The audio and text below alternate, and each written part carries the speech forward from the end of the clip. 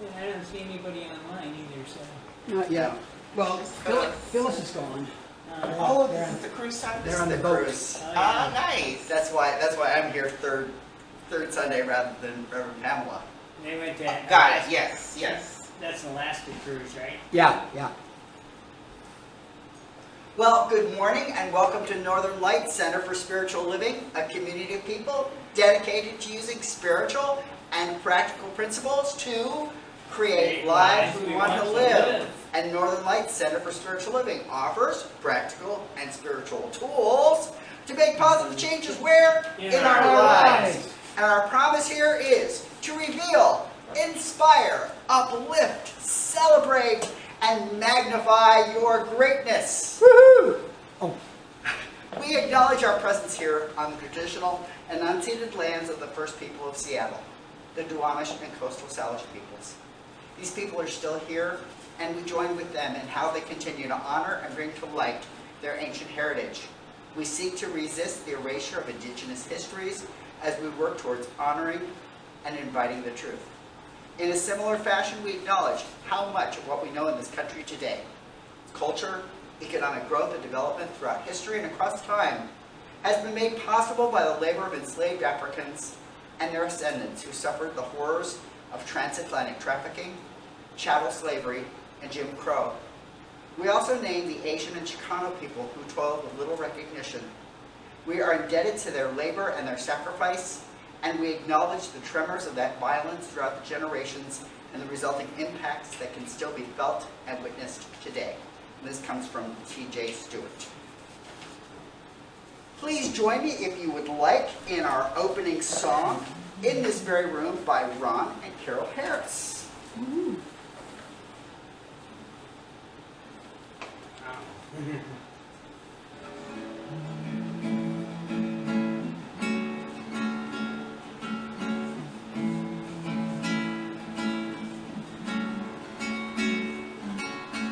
In this very room, there's quite enough love for all the world.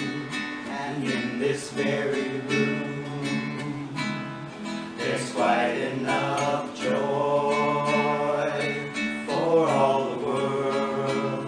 And there's quite enough peace and quite enough power to walk through our every fear. For Spirit, sweet Spirit, is in this very room. Let us prepare for this morning's meditation by allowing ourselves to get comfortable in our seats. Having our feet firmly planted on the floor, hands in our lap in an open and upright position, and allowing our eyes to close. So let us take 3 deep cleansing breaths in and out together. So let's breathe in.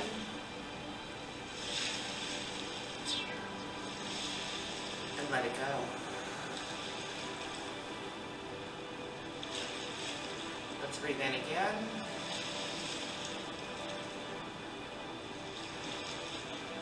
And let it go. And one more time in. And let it go.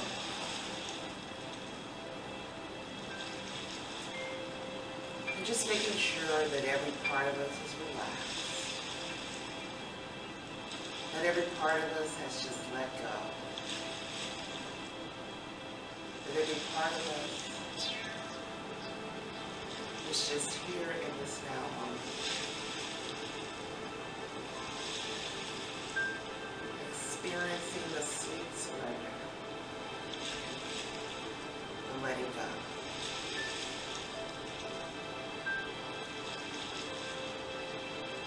So now, let's contemplate this thought. I am love.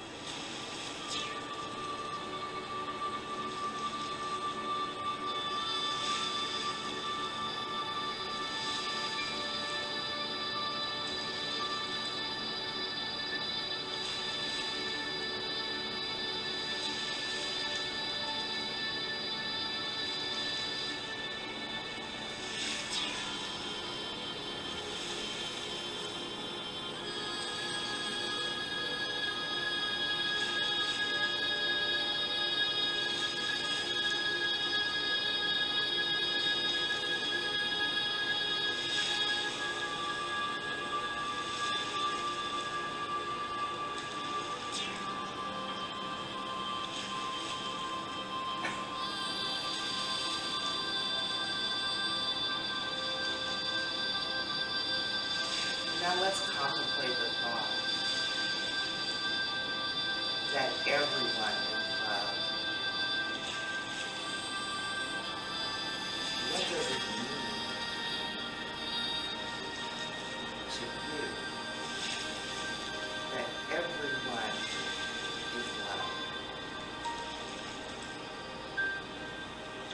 Everyone is loved. Let us contemplate this thought of everyone being loved.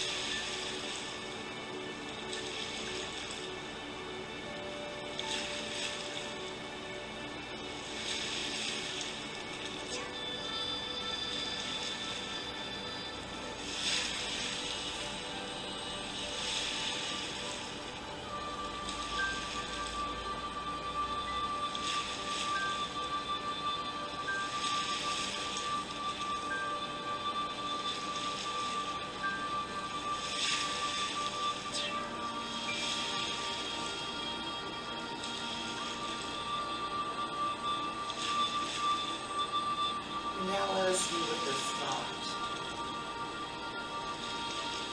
that everything is love. Everything is love. What does that mean? That everything is love. Let's just contemplate this thought that everything is love.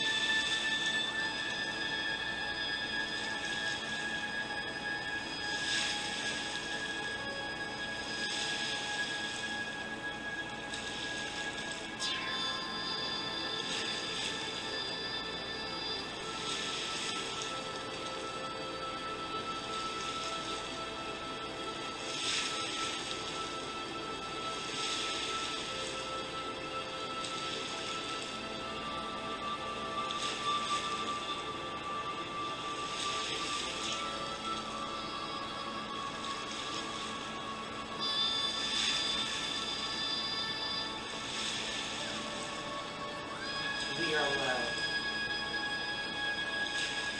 We are lovable. Everything, everyone is loved.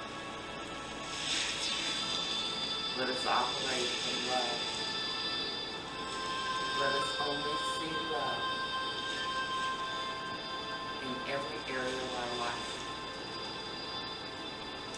Let us communicate in love. Let us be the love that dwells within. And so it is.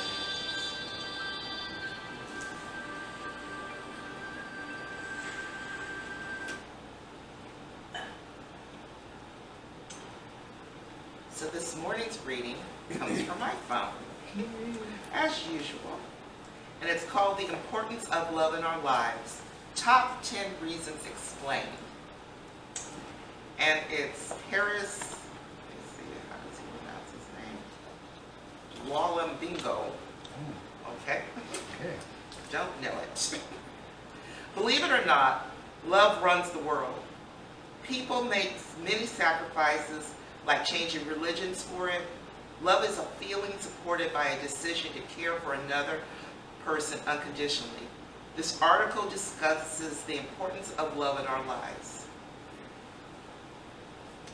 Love encompasses a variety of strong and positive emotional and mental states, ranging from the most sublime virtues, deep interpersonal affection, and simple pleasures. No matter who you are, loving and being loved are the only things that can bring you happiness. What is the importance of love? Love is multifaceted and has significant importance to humanity. There is romantic love, family love, friendship love, love for your career, and so on. The opposite of love is hate, a feeling associated with suffering. Below are the top 10 importance of love for humanity. The first one is love promotes cultural exchange. True love helps couples break cultural limitations. People in love learn how each other's culture interpret and express love, and some develop unique ways of showing love. Intercultural marriages create strong family ties that promote cultural exchange worldwide. 2, love inspires civilizations and collaborations in society. Animals evolved the ability to form relationships. They built families and friendships in sophisticated social groups like elephant herds, monkey troops, dog packs, human tribes, etc. Males and females of species like human form pair bonds. As a result, love and relationships cause evolution and cooperation in society. Parental care dominates the ecosystem because love is the DNA of all animals. Since parenthood is adapted by itself, animals, including humans, teach their offspring how to form relationships. Because of love, humans build long-term relationships that promote collaborations and tolerance for one another. Moreover, love contributes to the continuation of the human race because relationships make families and cause the birth of children. Number 3, love improves and maintains your psychological well-being. Many lonely or isolated affects your emotional, mental, and physical health, while having friends and being close to your family improves them. Psychologists define love as a chemical reaction in the brain that stimulates secrete pleasure emotions called dopamine, which makes one feel happy, peaceful, and calm. Dopamine also causes euphoria, which is an intense excitement and happiness. Hence, people who connect with others feel love and have high dopamine levels. They also have strong relationships that most likely make them experience a better quality of life. Number 4, love is the foundation of spirituality. Love is the bedrock of spirituality because humans are spiritual beings. Do not equate love to sensations like desire and sexuality alone. Your personal relationships, including romantic ones, strengthen your spiritual love. Some cause pain to teach you forgiveness, while others lead to blessing. Therefore, do not fear embracing, tolerating, and forgiving people. Number 5, love is a source of motivation and strength. Love connects you to people who can uplift you in your lowest season or your vice versa. You also give motivation from your beloved icons, friends, and family to achieve specific goals. Harboring feelings of love in your heart gives you positive thoughts about life, and you will not be envious of people you genuinely love. Instead, you will cheer them on as you strive to be like them or even better. Number 6, love reforms bad character. Your actions reflect your character and what is in your heart. Doing good to others shows you how a good heart and character, and vice versa, is also true. Love can shape someone's character. Correcting, reprimanding, rebuking, condemning, or punishing others with love can convince them to change their ways, for it shows them that you value their worth despite their shortcomings. Number 7, love improves one's self-worth and esteem. esteem. Being kind to yourself influences your thoughts, feelings, and behaviors. Self-love builds your self-esteem and lowers anxiety and stress. Loving yourself makes you respect yourself and respect others, and respect from others, and expect respect from others.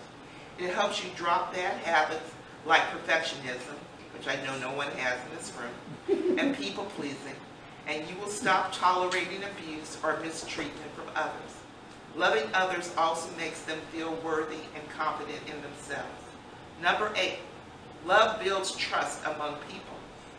Loving others unconditionally helps you develop trust in them. Trust in the foundation is the foundation for any relationship.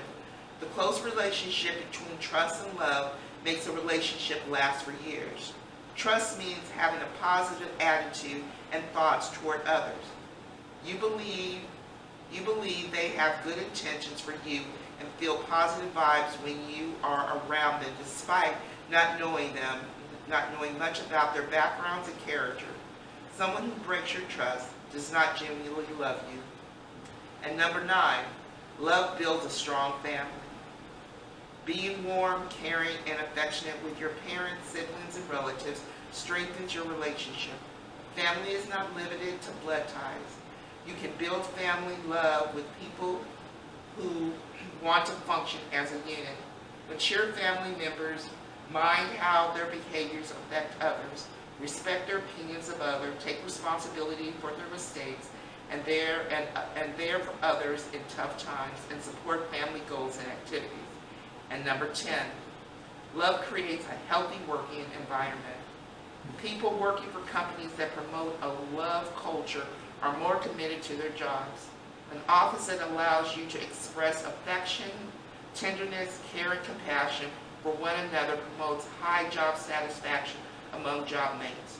Moreover, professional love among workmates reduces conflict at the office, promotes creativity, and makes people perform better to generate more revenue for the organization. Why love is important in your life? Love promotes cultural exchange and inspires civilization and collaborations in society. Furthermore, it is the foundation of human beings, spiritual, and improves one's psychological well-being. And so it is. So it is.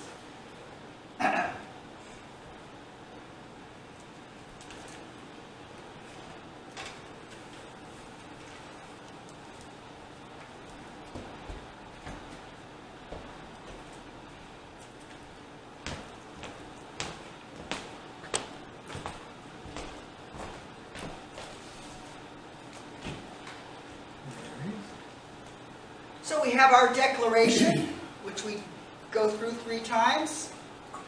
We are an expanding and loving community working in a field of infinite potential.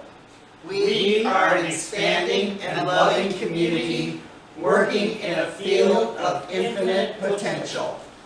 We are an expanding and loving community working in a field of infinite potential. And so it is.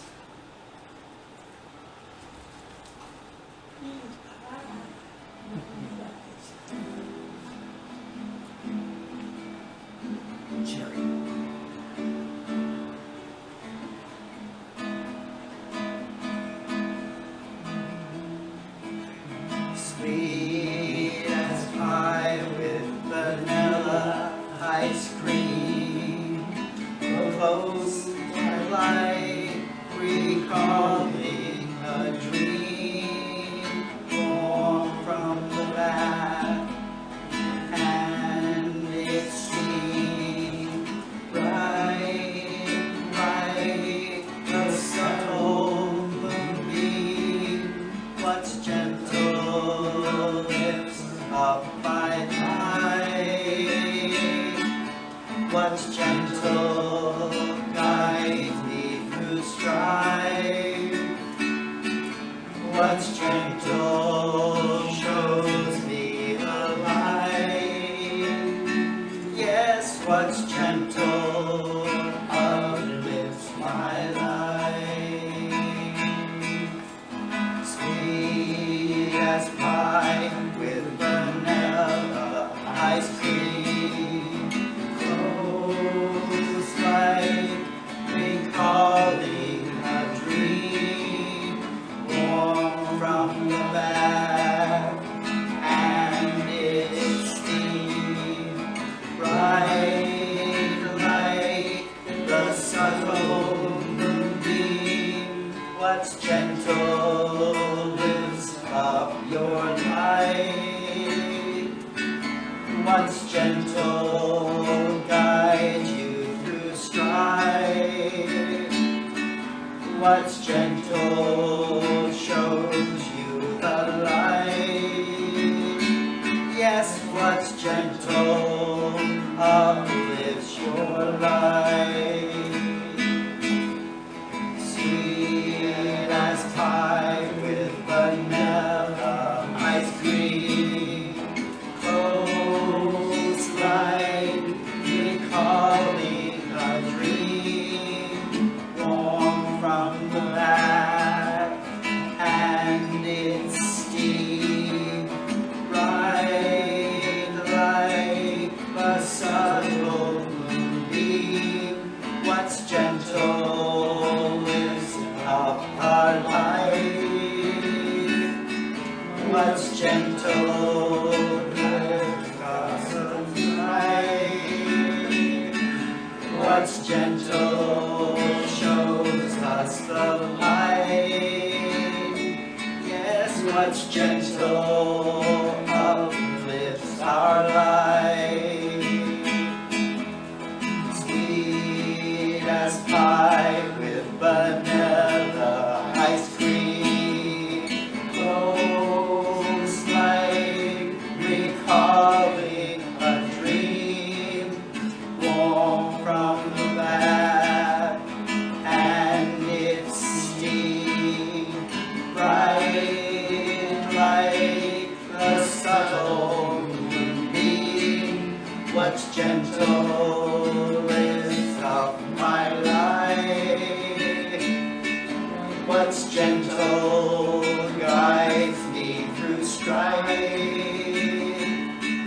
What's gentle shows me the light.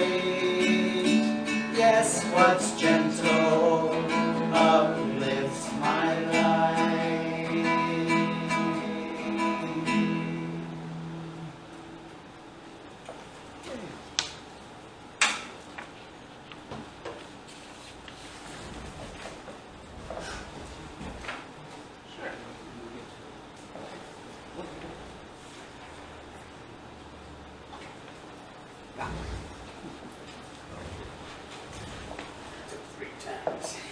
No. Well, no. We won't do 3 times. 2 times today, though. Oh. Isn't it the first one? Yes. There you go.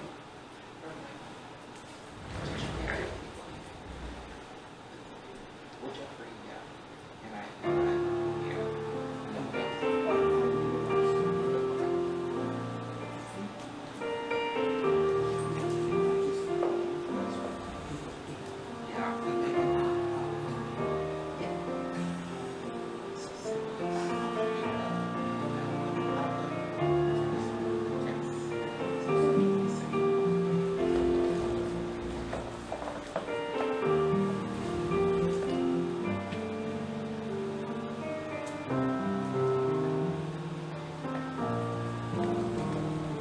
I stand for love, I stand for peace, I stand for joy and for release, for what is beautiful and true. I stand for hope, I stand for you. I stand for love, I stand for peace, I stand for joy and for release, for what is beautiful and true. I stand for hope, I stand for you. You know our world is in great pain, she needs our loving care again. But there are those who fail to see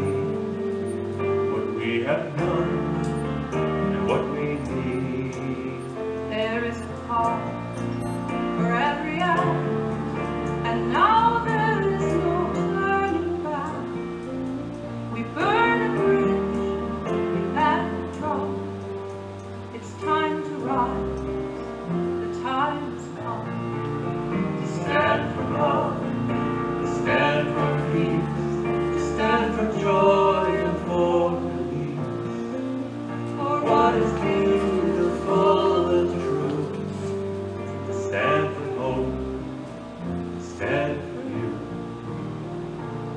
If you're thinking it's not urgent, that we've got more time to kill, if I'm not the one who'll change things, then for heaven's sake, who will?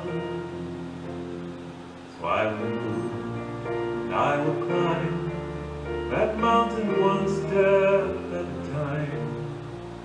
I won't be swayed, I will not stop, till we've made to the top, where we will stand for love and peace. We'll stand for joy and for peace. For what is beautiful and true. We'll stand for hope. We'll stand for you. Stand for you. What is beautiful and true. I stand for hope. I stand for you.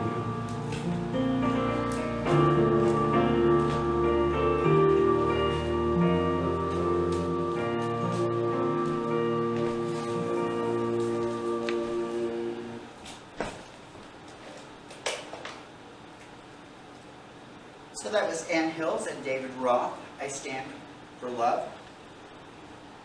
And Stephanie definitely caught my theme for today, which is in this quote: "There's only love anywhere and everywhere, our very essence and identities.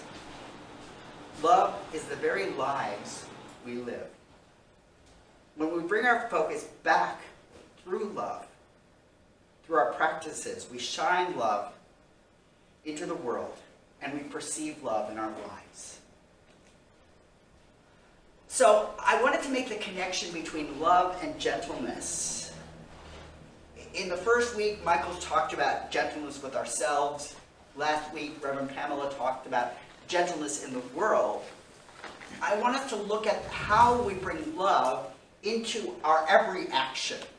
And I have a little acronym to kind of measure and monitor how we're doing that. And the little acronym is CAP. Not too hard. So imagine you're going to put on a cap for expressing the gentleness of love. And CAP comprises three things: community, attention, and praise. Cap, attention, praise, cap. So community can guide us in our relationships with ourselves and with others. We may think that we're not in community, but when you get up in the morning and you look in the mirror, you have immediately created community. When you are sitting in bed, puzzling, am I going to get up? Is it really worth it today? Is there really enough out there to get me going? Community is how we first engage with ourselves. There's never a time that we're not in community. In Stephanie's reading about those 10 ways of love, it expressed the multiplicity ways that community engages with us. And it engages the multiple ways that love shows up. There's that romantic love which gets so much attention. And the downside of it is, if we're not in the midst of romantic love, we have oftentimes engaged a negative self-image. If I don't have somebody who is worshiping and adoring me, then obviously I'm not attracting it. I'm not putting it out. There's something wrong with how I am. It's one of the challenges with the Science of Mind teachings, because it's like it's all in our own minds. So anything wrong is in our own minds. The problem with that is that's, I love this word, it's that solipsistic way of thinking. That we're only individuals. And the point about community is that we are all interconnected. There's a field that we go into every day. There's a field in the schools. Teachers can tell you there are classes that come through and you're like, this is an interesting class. There are some classes, you just know that this group of kids, for whatever reason, is just the sweetest, kindest group. And then the next year you may have a group of kids who are like, not so sweet and not so kind. I am working with a student. They're going to be coming in to Denny on Friday, and they have not been in school. They have not been in school since last December.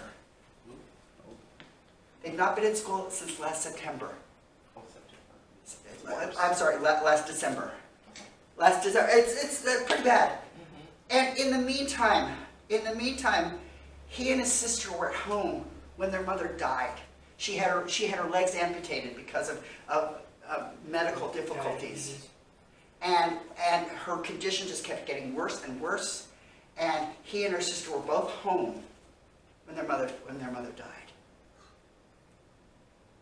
And their dad, who's separated from their mom, came back, moved back in, because it's like he was going to be there, that loving presence. He was going to be there for his ex-wife and for their kids. And it didn't matter the conflict that had arisen between them. Her need and the kids' need became primary for him. And I say this about this student because the dad is very frustrated because both he and his sister were withdrawn from the school. Dad had been calling the school saying, I need help figuring out how to get to the school. The younger sister has what's known as an individualized education plan because she's very anxious and getting to school is difficult for her. And he felt really frustrated because it's like, I'm calling the school, I'm asking for help, and then they call me back and say, well, we've withdrawn her. Good luck. That's a world that doesn't seem like love. That's a world that doesn't seem like community. That's a world like, and the call is then, I have the chance to step up and be community. The student doesn't go to my school anymore, but I have the chance to do something. So where do we each find those chances, find those opportunities? This morning on the Belgian show, he introduced a woman, Michelle Belser, who's the block captain for a block in Philadelphia. And this block has the best voting attendance of any block in the country. And when she described what she's done, she's been recognized. The former mayor of Philadelphia has said, Michelle Belser is somebody, she is out in the streets picking up garbage. She is up putting signs, putting notices about block events, about block activities. She's interacting with the little kids. She's interacting with the older adults. She is interacting with everybody. She is being a connector in the community. Jeffrey, I know that when you brought forward your visioning from the thing you talked about, how Northern Lights can be more communally oriented. How do each of us orient ourselves to be increasingly community oriented? And I wanted to be thinking about both in terms of reaching out to others, but reaching out to ourselves. Those aspects of ourselves that we might have left behind. That little part that we're like, I'm not so gung-ho about that. That one, I'd be perfectly happy if that one were not part of the party. I'm inflicting Michael on the Rings of Power. It's an Amazon show, and in one of the, there's a whole series of events, and it's the backstory. It's the appendices for Lord of the Rings.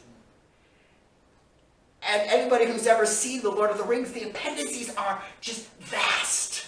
So they've created a whole set of series about these rings of power. And in one series, there are these things called Harfoots, and they travel together. Nobody leaves the trail and nobody goes alone. How is it that we connect and don't leave anybody alone? Ernest Holmes said, if we would look for love, we must look long and deeply into each other.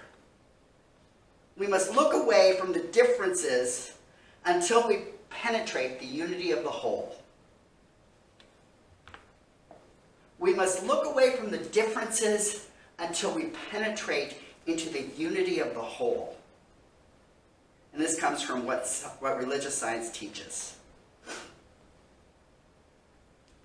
So that first step in CAP is community. The second step is attention. Now, you all kind of know that this is my shtick. I've talked about, when I was out skiing, I had a terrible time until the ski instructor said, you just go where you look. So I'd be looking at the ground, and I spent a lot of time on the ground. When the ski instructor said, you go where you look, and it's like, so if you're going too fast down the hill, look uphill, because you'll turn around. You don't have to think about it. And if we think about it, when we're walking, if we look where we're walking, if we look where we're going, that's where we end up. That's what happens when we're driving. We go exactly where we're looking when we're driving. And if anybody's ever had an accident, they know that maybe they were looking. There's a what is the character? He's like always into accidents and stuff. He's like, I'm chaos. Or, Chaos. Mr. Magoo? No, chaos. there's a new commercial. It's for Oh. insurance. Oh, that one. Oh, Exactly. Okay, I thought. Exactly. So it's like, he's like riding on a tricycle and he's shaved his head and he's like, like, ooh. And the woman looks at him and she slams in the car because she's looking at him. She's not looking where she's going. What's our attention? Our attention is that second part of how we engage, how we act with love and with kindness. How much attention do we put on the negative versus putting on the positive? When I was skiing and I was so upset, I'm like, I am spending so much time on the ground. It's because I was looking at the ground. I was not looking for where I wanted to go. I was so panicked about the speed that I was attaining until the instructor said, look uphill, because you can't go fast uphill. And it's not like I was ever going all that fast. And yet, that skiing experience is one of the best for my understanding about those elements of my life. We're often taught to be focusing on and thinking about what annoys us. Social media has come up with amazing algorithms to find out what's our attention. And it feeds us our attention. And sometimes it feeds us other stuff. And if we click on those other stuff, that's what we get.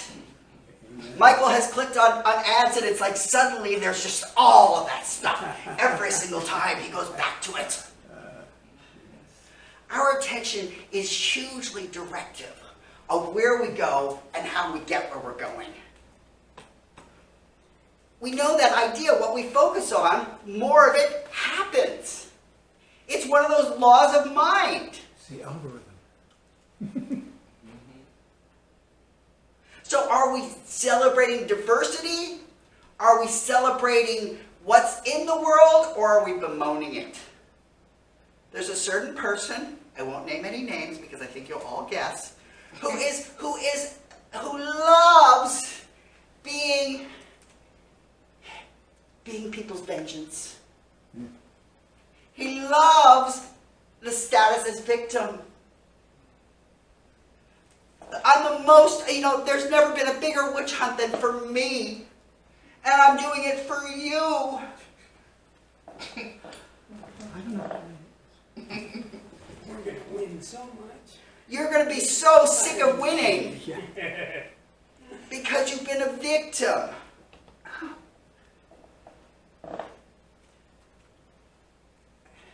Lisa Nichols in The Secret said, "How much sense does it make for us to give the problem all the energy, as opposed to focusing on trust, loving peace?"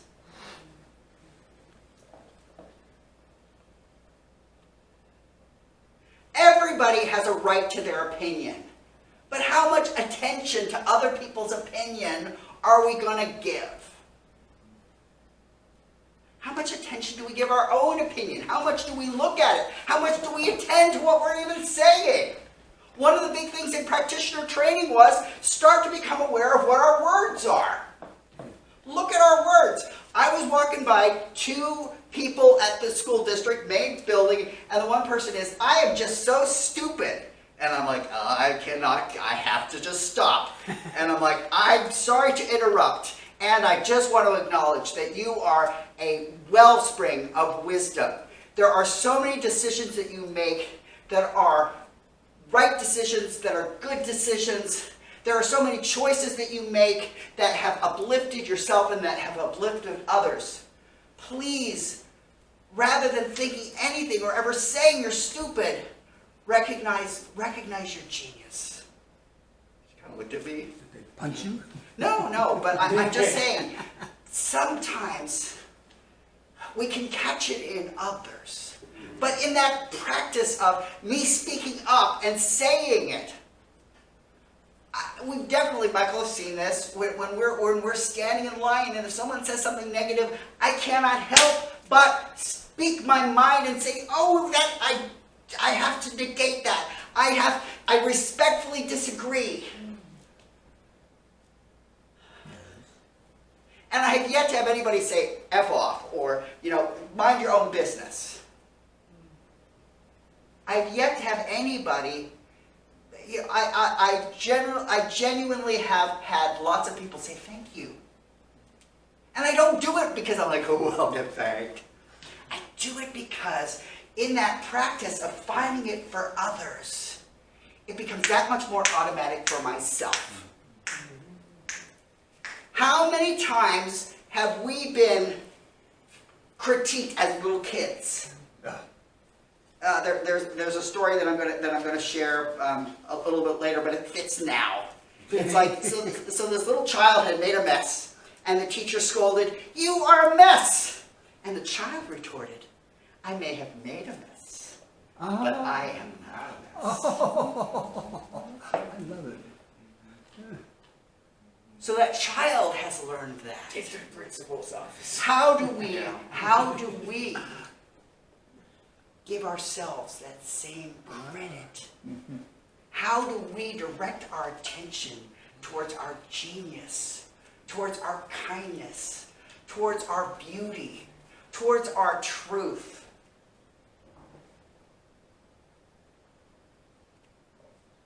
So that's the second part. There's the first part of community. Where are we in community? Community with ourselves, community with others. How do we acknowledge that? Where is our attention? And you can see that they start to form a weave. The way that we attend to ourselves and the way we attend to others builds up that community. It either uplifts it or tears it down.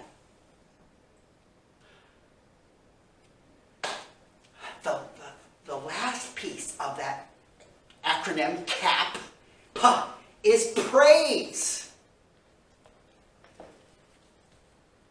Gentleness guides us to act rather than react.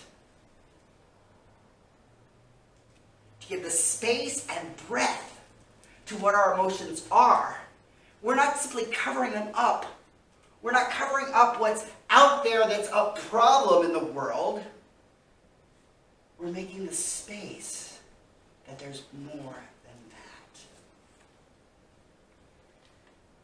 Mystic Emma Curtis Hopkins, she was a teacher for Ernest Holmes. And she, when we took Roots was a class in the science of mind process to become a practitioner. You had to take Roots because you had to know, where did these teachings come from, my goodness? How did this guy, Ernest Holmes, come up with these ideas?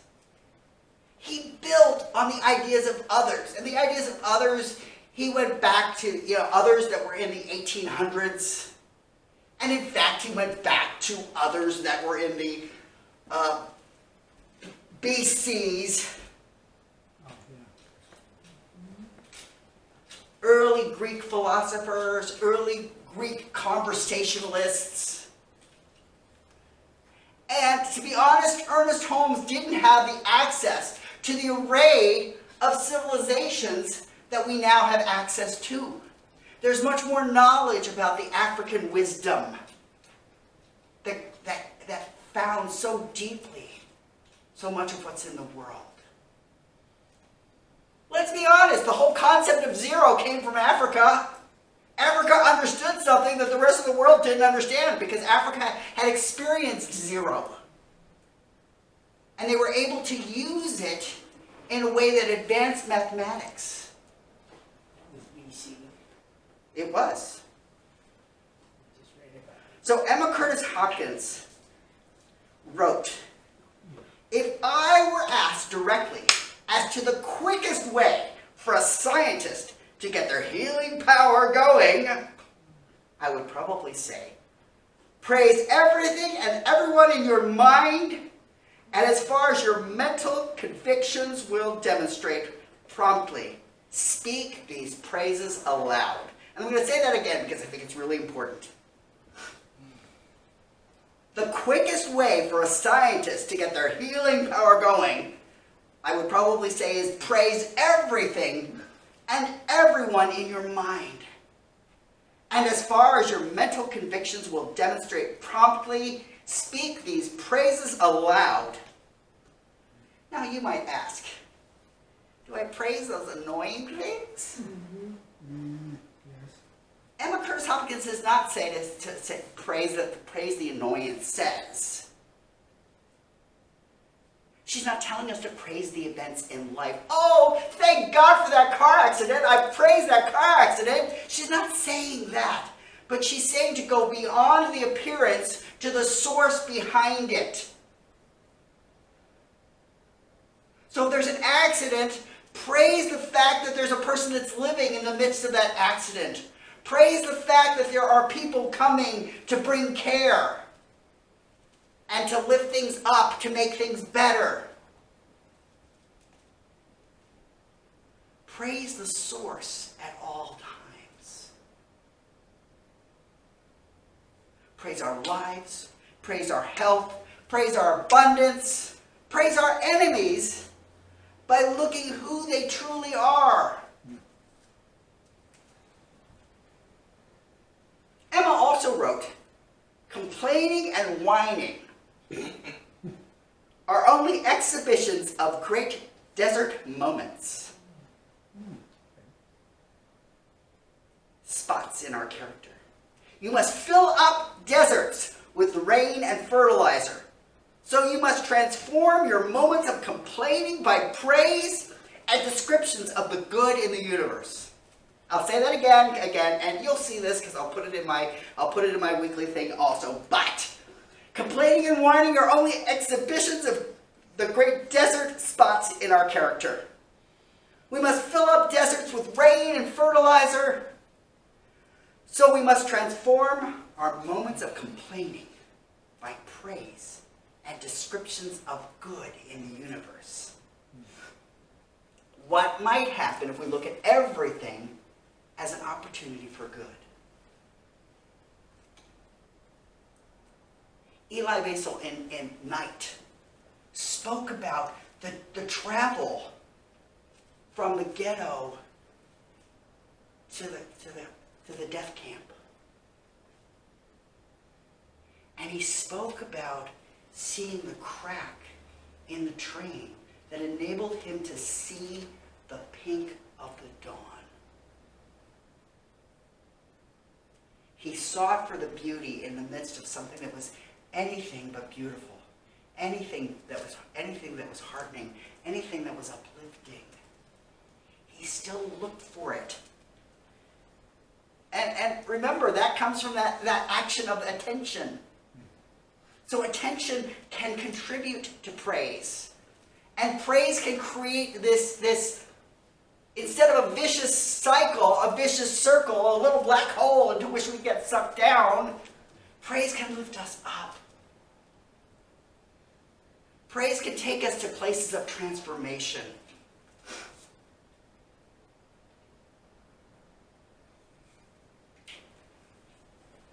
If we've ever felt like we're in the midst of a time that can give us fears.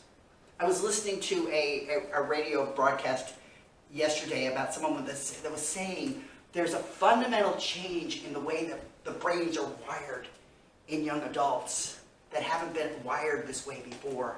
It always used to be, in times of history, that the 20s were like the happiest times for people. People had hope. But the people in their 20s now across the world are not filled with hope.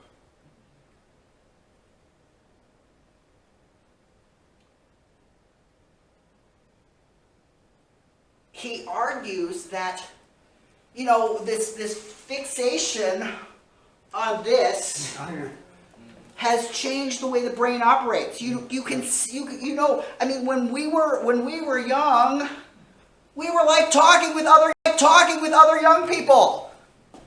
We weren't like looking at this. We didn't have them. Well, we didn't have them, but I mean, I was a screen addict. No. A screen would go on, and I would just be like enwrapped. Was? You know, the moving picture and the voice. It's just like I'm easily hypnotized. Mm-hmm. But, you know, my parents said you need to get your butt out of the house and you need to play outside. You need to play a minimum of 6 hours a day during the summertime. You know, and that was not hard. It was like you run outside, we'd play buck all day long, which was a version of hide and seek. So someone would count. They'd count to 100, and everybody would hide around in different parts of the neighborhood. And then it was a combination of hide and seek and tag. Because if you could tag the person before they got out of their hiding spot, then, you know, whoever you tagged first would be the person that would be it the next time. So, we've generated this time where people have become so fixated on their devices. And we've become so, like, you know, enamored, and our attention has been so fixated on, you know, how do we catch? I mean, there are concerns. Congress has raised concerns about these algorithms that target young children. We've heard it before. I mean, the Camel for the cigarettes was designed to capture children's imagination. It wasn't designed for adults. It was designed for teenagers. How do we hook them as early as possible? How many girls look at the phone as an assessment about how they look and how they should feel about themselves in the world? It's targeted more in that regard, more towards girls. And the thing is that women are inherently, they know this, women are inherently powerful. And it's a great way to disempower folks. So we're at a time where this is happening. I'm not saying to praise these people who are creating these algorithms. Oh, look at how smart you are. Nice job. What I'm saying is, how do we praise the brilliance in those young women? How do we praise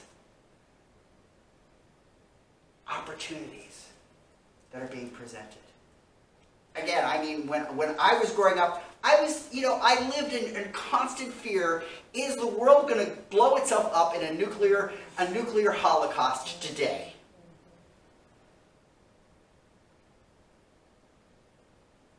I mean, they had nuclear fallout shelters that were created in the 50s. By the 60s, we knew these were not going to work. Yeah. You know, you've got all these fallout shelters, but we know that everybody's just going to be, you know, decaying meat in those shelters. It wasn't like a promised time. I say this because when we keep coming back to praise. There are circumstances that get continually more difficult. We use our attention to find what we can praise. And like that block captain, Michelle Belser, we do what we can. Emma Curtis Hopkins also wrote, we must woo and woo the majesty and responsive beneficence ever facing us. Our wooing will be astoundingly rewarded. So when we're pulled in other directions, how might we woo? Michael does a good woo. Woohoo! How might we woo the wondrousness in the universe? So we don't have to create love out of nothing. Stephanie identified 10 different ways that love can show up. And I'm sure she'd be happy to send us the link so people can review them and see them. Love is something we cultivate, we encourage, we spread. We don't have to generate it. We don't have to create it. It's all around us. It is the very essence of our being. Not everybody was looked at as a small baby and the fingers and toes were looked at with awe. But some of us were. Some of us had parents that just looked at our little emergent selves as little miracles. What if we take some time every day to imagine our newborn selves as those little miracles? You know, how often do we look at our fingers and say, wow, those are really something? But what if we were to wake up in the morning and say, imagine a mother looking at bees that were invisible when it was inside of her. And now it's visible. And it's beautifully and wonderfully formed. She didn't have to tell the fingers where to go. Thank God. I mean, I don't know what my mom would have decided if it was up to her. Well, I know some things she would have decided. But, so those are the three things to think about. Community, attention, and praise. Actions you can take, homework you can take is spend the time just imagining yourself as a little newborn, because each new day is a new you. Let that be a metaphor for looking at yourself with wonder, looking at your fingers and toes, rather than just, oh, look at you.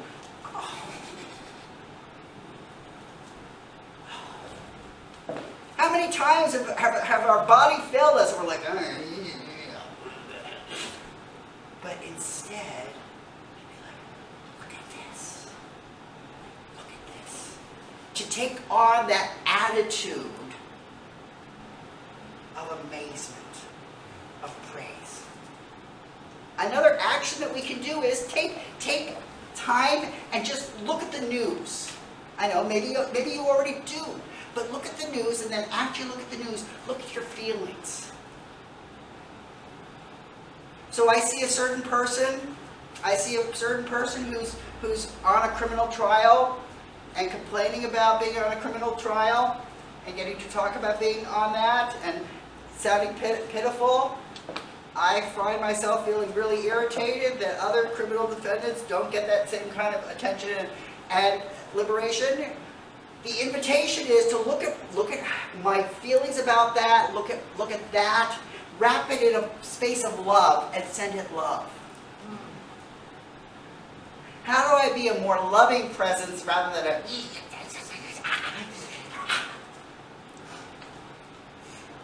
We can do it with anything. We can choose to send love. Again, it's homework assignment you could choose. I get this news. What's my feeling about it? You know, maybe the news, finding the news about that Michelle Belser, who has the best voting record in the world. What great news. A woman who she works in the hospital. She works in the hospital and then she goes back to her neighborhood and she gets everybody in her neighborhood involved. What great news is that? How do I take that and my excitement about that and send love to that? Send love to that, knowing that in that love, maybe that's expansive. Maybe other people are going to say, I can do that. That's not that hard. Her decision to talk with the teenagers in her neighborhood is her decision. Could I do that? Would I do that? I don't know, but I could. So, I have an affirmation for us to share together, and Michael's already brought it up. I breathe loving kindness and gentleness into every aspect of my life. I breathe loving kindness and gentleness into every aspect of my life. And with that cap on, I breathe loving kindness and gentleness into every aspect of my life. And so it is.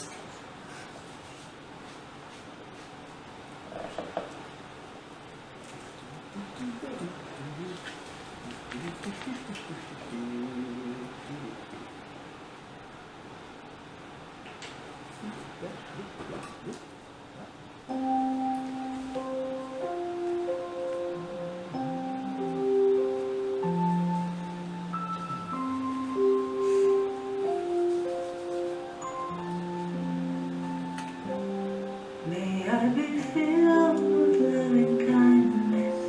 May I be well. May I be peaceful and at ease.